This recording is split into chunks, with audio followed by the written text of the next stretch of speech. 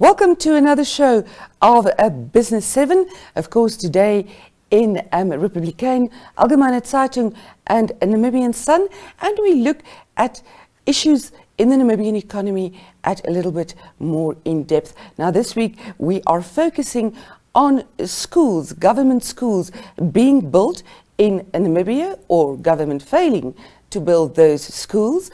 And we also have an interview on the capital budget and the slow implementation thereof coming up in the program. We'll be speaking to Romé Mostert from Cirrus Capital. Also in Business 7 today, saving lives versus stopping damage to the economy.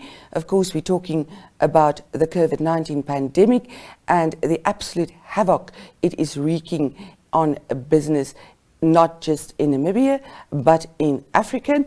And we have the World Health Organization saying a few things about that. Later in the program, we will be talking to Liberty Life Namibia, not only about how they're coping with COVID-19, but also about the importance of the digital world in the new normal. Don't miss our infographic in Business 7 today. We take a look at the contribution of the mining sector to the Namibian economy in 2019. Stay tuned.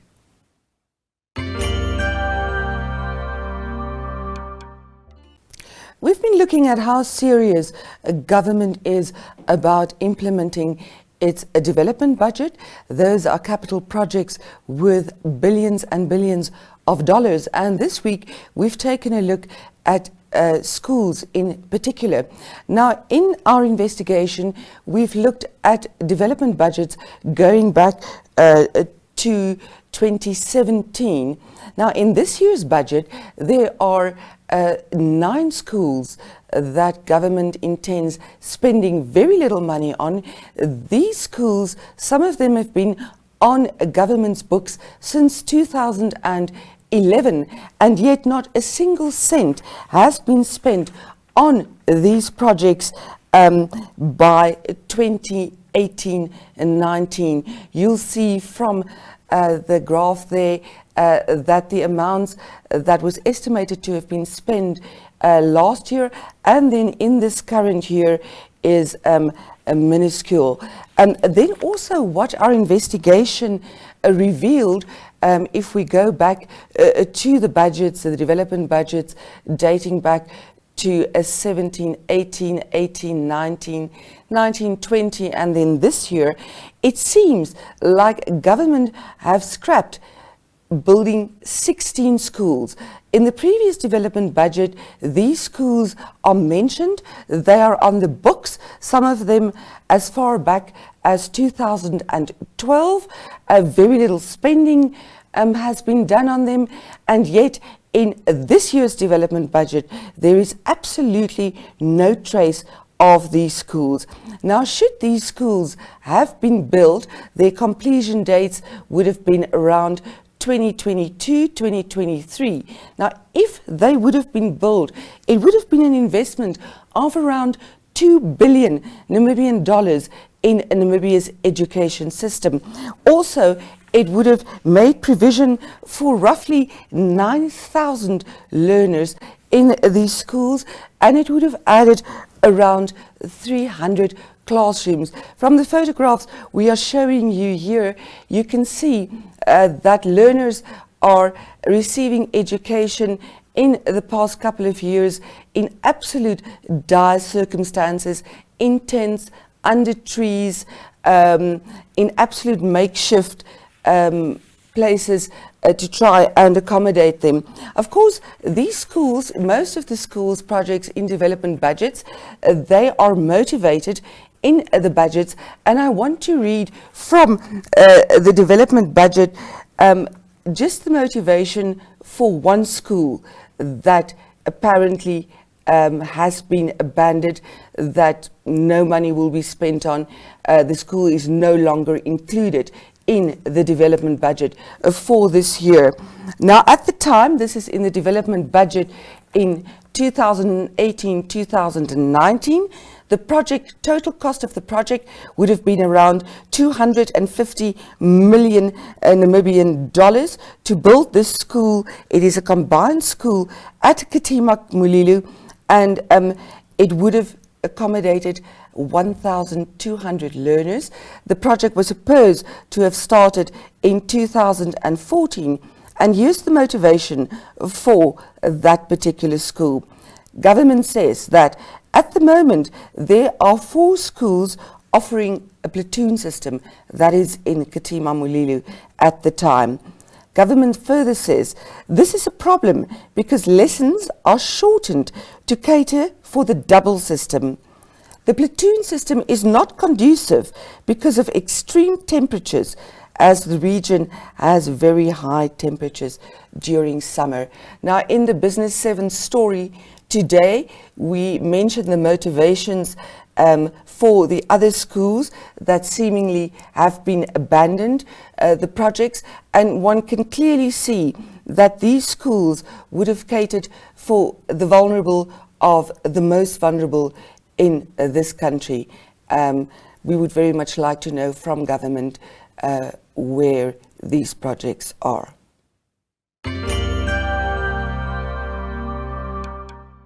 Joining us is Romé Mostert from Cirrus Capital to talk about the capital budget of Namibia.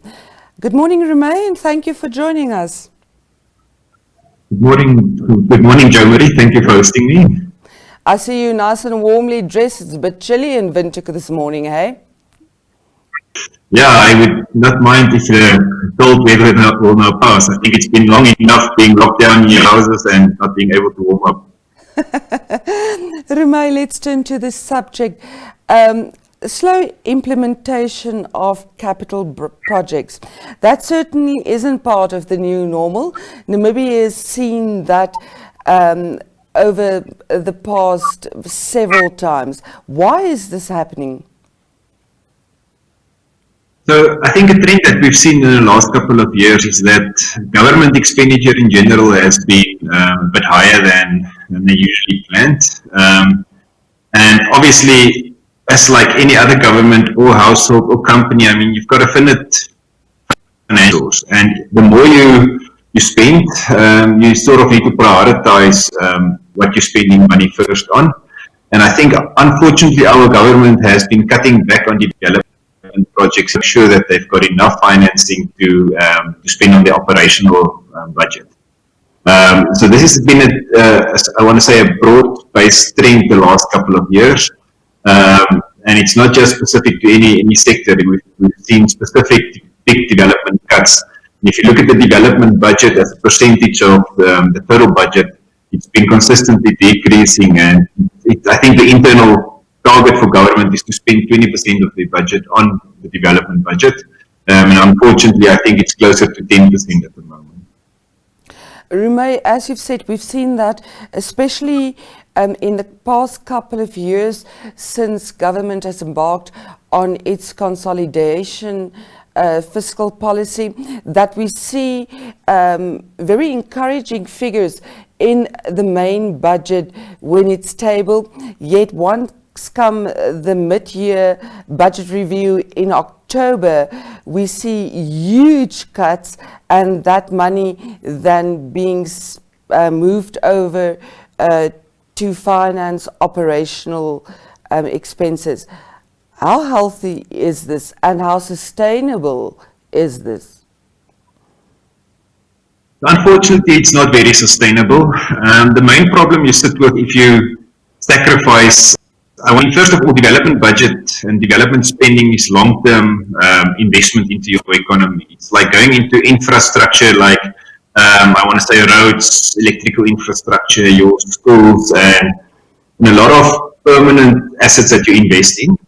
And if you sacrifice it, I mean, normally you can sacrifice it for a year or two, maybe 3. But if you put a long-term stop on it, you will see a deterioration in your infrastructure, and long-term it will cost the economy a lot. So the opportunity cost is quite big.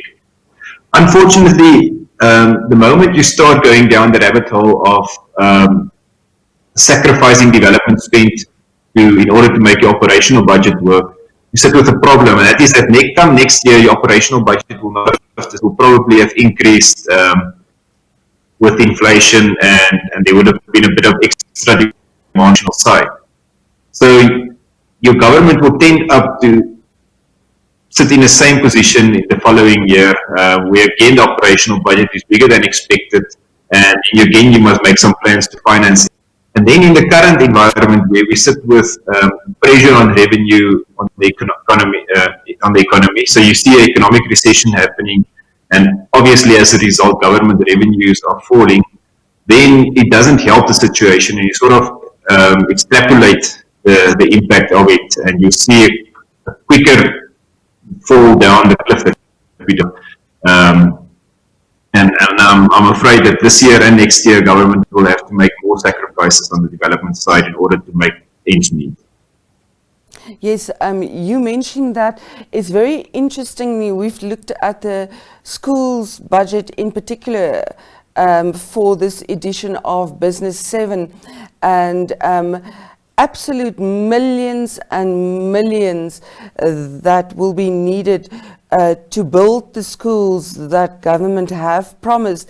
And interestingly enough, in the current development budget, these completion dates are all stated as 2022. Now, I think it's highly improbable that government will be able to get those millions and millions needed to complete these projects. Do you agree? Yes, I think government will definitely struggle to finance it this year. I mean, as it stands, we're running a budget shortfall of 21 billion this year, the biggest budget shortfall that we've ever seen. And the problem is we don't think it will improve much going into next year. So it will probably be somewhere between 10 and 15 billion next year, which is again a huge number to finance. And the problem with that is that a government will have to make sacrifices in certain ends of spending.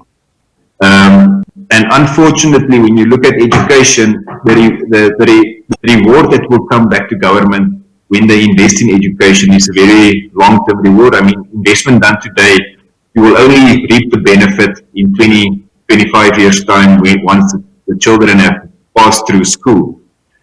And unfortunately, your political agendas are very short-term and tends to be a 4 to 5 year cycle. And therefore, the current leaders will not see the benefit of the investment made into education now.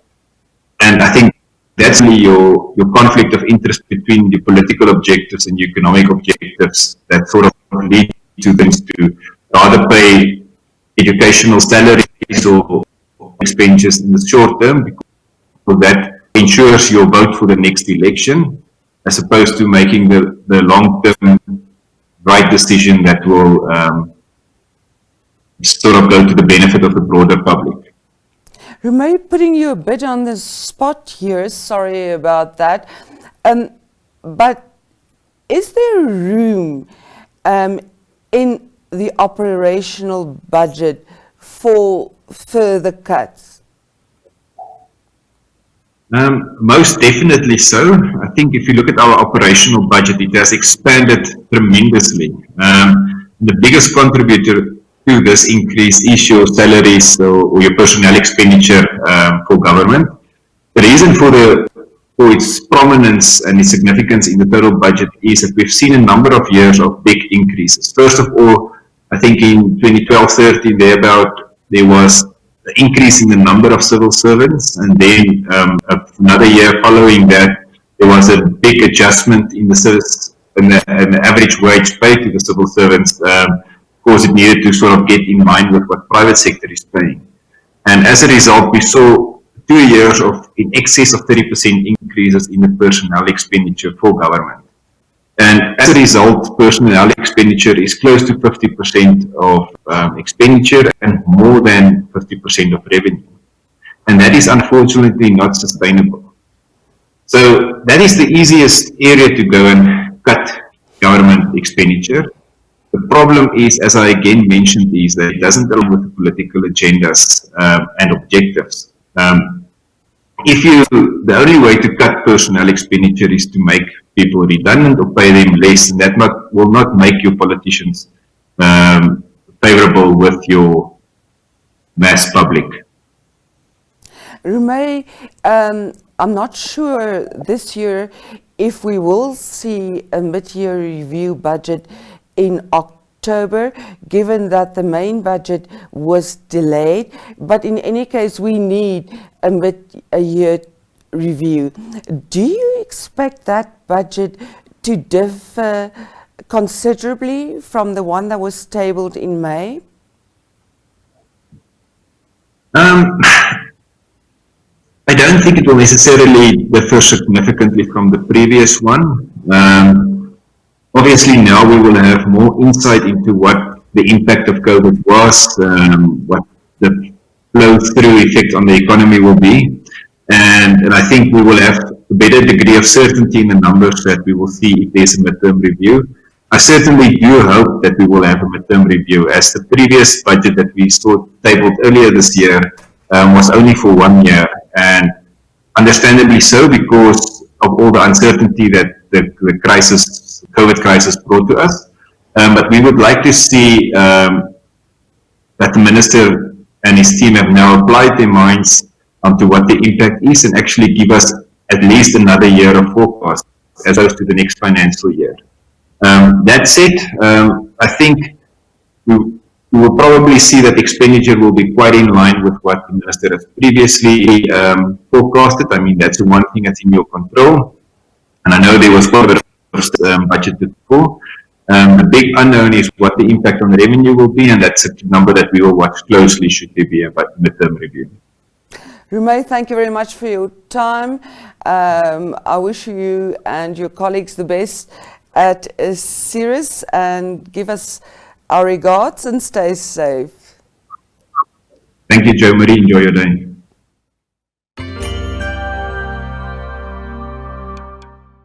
Joining us in the studio is Laurika George. She's the head of operations and administration at Liberty Life in Namibia. Good morning, Laurika, and thank you for joining us. Hi, Jo Marie. Thank you. Laurika, customer needs and market trends are constantly changing. What is your experience of this ever-evolving landscape? I think customers have become they need products and services that now fit their lifestyles, their personal needs. A one-size-fits-all is a difficult approach with customers at the moment. Of course, now we're dealing with COVID-19, the coronavirus pandemic, and that has sparked various new challenges for companies. How do they cope?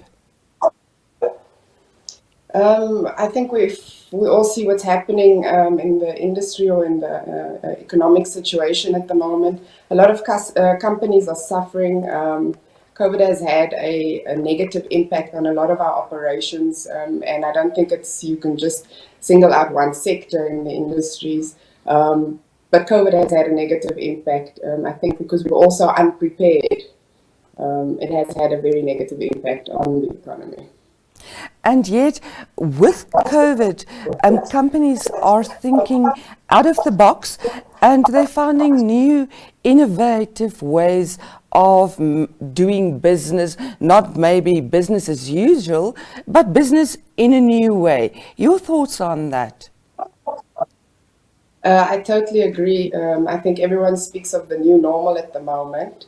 A lot of companies have had digital strategies on their agendas for years, but I think COVID has now pushed us to now prioritize the right things and focus on pushing the right agendas, if you can call it that. So I think, for example, digital strategies have been on the to-do lists for many of us, but they've never really gotten the right attention, and we've sort of been forced now during COVID to focus our attentions on that.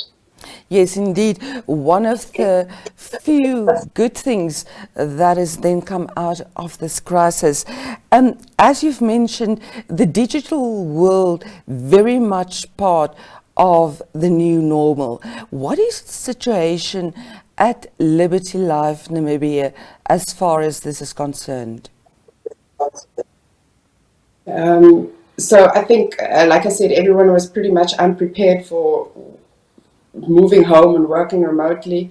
And the best strategy is to readjust and pivot and just make plans. So what we've done is we've worked hard, had project teams working on getting a digital platform going where we could service clients from end to end, basically from where you say that you are interested in doing business with us, straight through to where we've signed you up.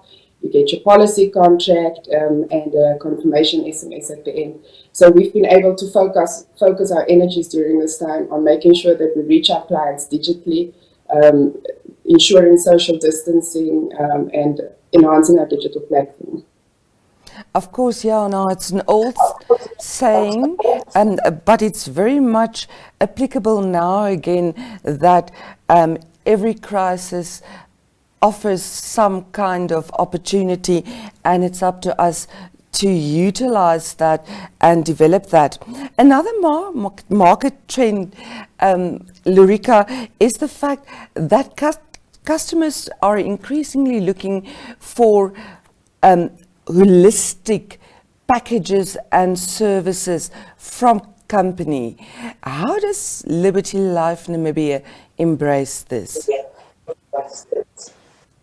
During 2019, Liberty Life Namibia purchased Specialist Administration Services, which is a boutique pension fund administration business. We've now rebranded them to fit in or realign with the mother company, and it's now called Liberty Administrators. But with us now, including administration, we've now broadened our range of services and we can reach more clients. And Liberty Administrators is really a boutique specialist service organization where we're trying to look at the new type of employer to service those needs, where we can tailor packages or tailor the service to exactly what the client wants. So the purchase of Liberty Administrators or the inclusion of Liberty Administrators, I think, has moved us to a more holistic service provider. Laurika, more on a personal note, you've been at Liberty Life Namibia since 2019. Previously, you headed your own consulting firm.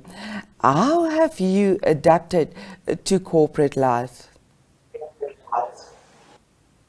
I think any adjust or any move back to corporate will always have its challenges. I'm lucky to have an employer who supports me in adjusting to those challenges, but it's on your personality and who you are, you need to make it work. I'm lucky enough that I have challenges and a team that supports me, so adjustment to corporate life has been easy. Laurika, thank you very much for your time. The best to you and your colleagues at Liberty Life in Namibia, and stay safe.